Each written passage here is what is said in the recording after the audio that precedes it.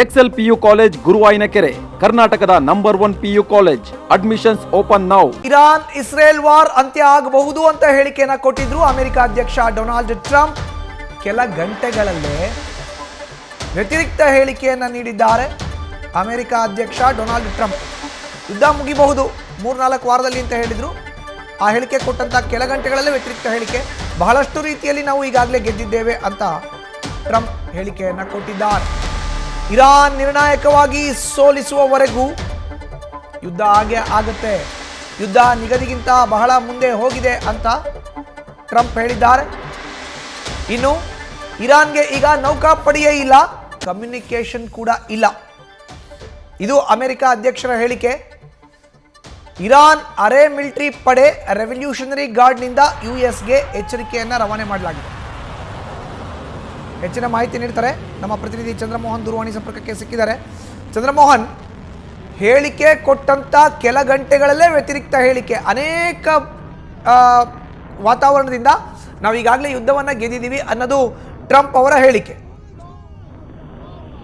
ಹೌದು ಮಧುಸೂದನ್, ಈಗ ಮುಖ್ಯವಾಗಿ ಇರಾನ್ ಮತ್ತು ಅಮೆರಿಕದ ನಡುವಿನ ಯುದ್ಧ ನಿಲ್ಲುತ್ತಾ, ಯಾವಾಗ ನಿಲ್ಲುತ್ತೆ ಏನು ಅನ್ನೋ ಒಂದು ಪ್ರಶ್ನೆ ಎಲ್ಲರನ್ನೂ ಕೂಡ ಕಾಡ್ತಾ ಇದೆ.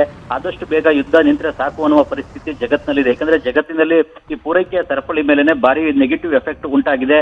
ಕಚ್ಚಾ ತೈಲದ ಪೂರೈಕೆ ಆಗ್ಬೋದು ಮತ್ತು ಬೇರೆ ಬೇರೆ ಅಗತ್ಯ ಸಾಮಗ್ರಿಗಳ ಪೂರೈಕೆಯಲ್ಲಿ ವ್ಯತ್ಯಯ ಆಗ್ತಾ ಇದೆ. ಇದಕ್ಕೆ ಸಂಬಂಧಪಟ್ಟಂತೆ ಅಮೆರಿಕದ ಅಧ್ಯಕ್ಷ ಡೊನಾಲ್ಡ್ ಟ್ರಂಪ್ ಕೂಡ ಮಾತನಾಡಿದ್ದಾರೆ. ಇರಾನ್ ವಿರುದ್ಧದ ಯುದ್ಧದಲ್ಲಿ ಅಮೆರಿಕ ಬಹಳಷ್ಟನ್ನ ಸಾಧಿಸಿದೆ, ಈ ಯುದ್ಧವನ್ನ ಗೆದ್ದಿದೆ ಅನ್ನೋ ಒಂದು ಮಾತನ್ನು ಕೂಡ ಹೇಳಿದ್ದಾರೆ. ಆದ್ರೆ ಈಗ ಹೇಳಿದಂತ ಕೆಲವೇ ಗಂಟೆಗಳಲ್ಲಿ ರಿಪಬ್ಲಿಕನ್ ಸದಸ್ಯರ ಕಾನ್ಫರೆನ್ಸ್ ಮೀಟಿಂಗ್ ನಲ್ಲೂ ಕೂಡ ಅಮೆರಿಕ ಇನ್ನೂ ಬಹಳಷ್ಟನ್ನ ಸಾಧಿಸಬೇಕಾಗಿದೆ, ಬಹಳಷ್ಟು ಗೆಲುವನ್ನ ಪಡಿಬೇಕಾಗಿದೆ. ಈಗ ಪಡೆದಿರತಕ್ಕಂಥ ಗೆಲುವು ಸಾಕಾಗೋದಿಲ್ಲ ಅನ್ನುವ ಮಾತನ್ನು ಕೂಡ ಡೊನಾಲ್ಡ್ ಟ್ರಂಪ್ ಅವರೇ ಹೇಳಿದ್ದಾರೆ. ಹಾಗಾಗಿ ಯುದ್ಧವನ್ನ ಅಮೆರಿಕ ನಿಲ್ಲಿಸುತ್ತಾ ಹೇಗೆ, ಮತ್ತೆ ಅಮೆರಿಕಕ್ಕೆ ಯುದ್ಧವನ್ನ ಗೆದ್ದಿದ್ದೀನಿ ಅನ್ನೋ ಒಂದು ಅಭಿಪ್ರಾಯ ಬಂದು ಯುದ್ಧವನ್ನ ನಿಲ್ಲಿಸುವಂತಹ ಪರಿಸ್ಥಿತಿ ಆದಷ್ಟು ಬೇಗ ಬರುತ್ತಾ ಹೇಗೆ ಅನ್ನತಕ್ಕಂತಹ ಚರ್ಚೆ ಕೂಡ ಈಗ ಜಗತ್ತಿನಲ್ಲಿ ನಡೀತಾ ಇದೆ. ಏಕೆಂತಂದ್ರೆ ಈಗಾಗಲೇ ಅಯತೊಲ್ಲಾ ಅಲಿ ಖಮೇನಿಯನ್ನ ಹತ್ಯೆ ಮಾಡಿದ್ದಾರೆ ಮತ್ತು ತೈಲ ಡಿಪೋಗಳಿಗೆ ಬೆಂಕಿಯನ್ನು ಹಚ್ಚಿದ್ದಾರೆ, ಇರಾನ್ನ ಸೇನೆಯನ್ನ ದುರ್ಬಲಗೊಳಿಸಿದ್ದಾರೆ. ಆದ್ರೂ ಕೂಡ ಅಮೆರಿಕ ಇನ್ನ ಯುದ್ಧವನ್ನ ನಿಲ್ಲಿಸ್ತಾನೆ ಇಲ್ಲ. ಅಮೆರಿಕದ ಅಧ್ಯಕ್ಷ ಡೊನಾಲ್ಡ್ ಟ್ರಂಪ್ ಅವರು ಕೂಡ ಅದನ್ನೇ ಹೇಳಿದ್ದಾರೆ.